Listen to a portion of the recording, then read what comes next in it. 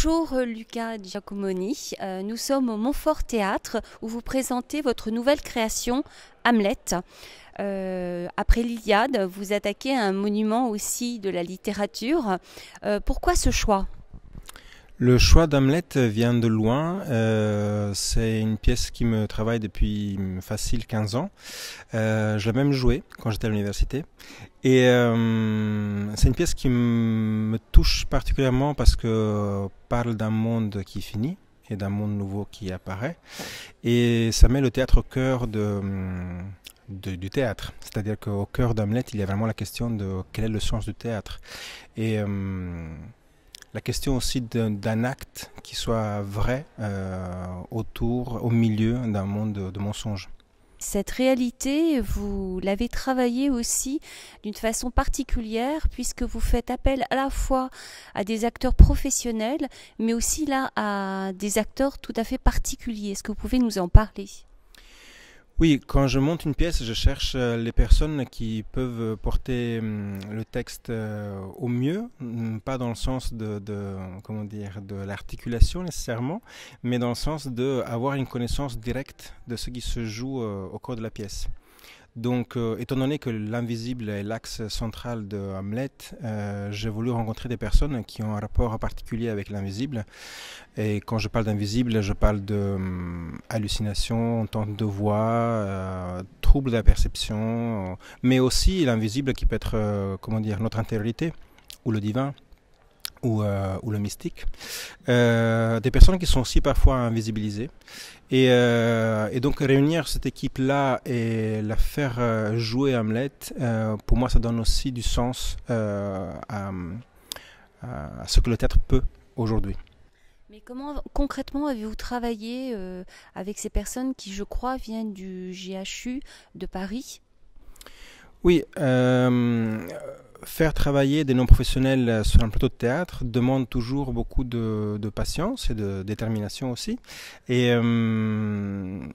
ça nous met à un endroit, moi en tant que metteur en scène, de réinventer chaque fois des exercices, des idées, des trainings, des conditions pour que ces personnes puissent s'approprier de l'œuvre et l'habiter. Et trouver un vrai épanouissement. Concrètement, nous avons fait des sessions de travail en mélangeant professionnel et non professionnel, et cela a pris du temps, surtout qu'on vient d'un an d'arrêt et de fermeture des salles. Et c'est un travail qui se fait avec des ateliers qui ont duré presque un an à GHU justement, et aussi avec des sessions de répétition au théâtre avec l'équipe professionnelle.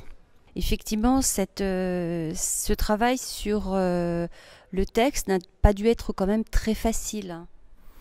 Non, le travail sur le texte n'est jamais facile en vérité, mais ce n'est pas facile ni pour moi, ni pour les professionnels, ni pour les non-professionnels. Un texte est comme une sorte de cathédrale, donc ça veut dire y rentrer dedans, l'habiter et commencer à comprendre l'architecture. Donc ça a demandé encore une fois de se l'approprier petit à petit, de l'analyser, de la comprendre et de choisir aussi l'angle pour lequel on puisse vraiment en faire quelque chose de vivant. Effectivement, ça a pris beaucoup de temps. Et on a vraiment l'impression que le corps est un des biais par lequel justement vous appréhendez cette réalité.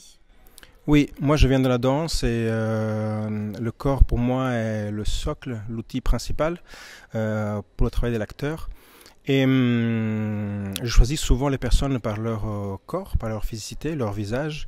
Et effectivement, j'ai l'impression que là-dedans, il y a une mémoire, il y a une force, une sorte de... La flamme qui nous ressentons dans le meilleur des cas sur le plateau vient d'une connexion au corps avant tout. Effectivement, quand on voit les acteurs, il y a à la fois cette prise au sol, ils sont pieds nus, et on a l'impression, et souvent ils vont au sol, il y a ce retour à la terre même de façon palpable, et puis en même temps il y a aussi ce travail sur l'élévation, puisque souvent ils sont sur des objets, donc je pense qu'effectivement il y a à la fois cette verticalité qui est extrêmement travaillée. Oui, et effectivement, ces deux axes qu'on a travaillé beaucoup, l'horizontalité et la verticalité. Encore une fois, ça vient de Shakespeare. Il parle de entre ciel et terre.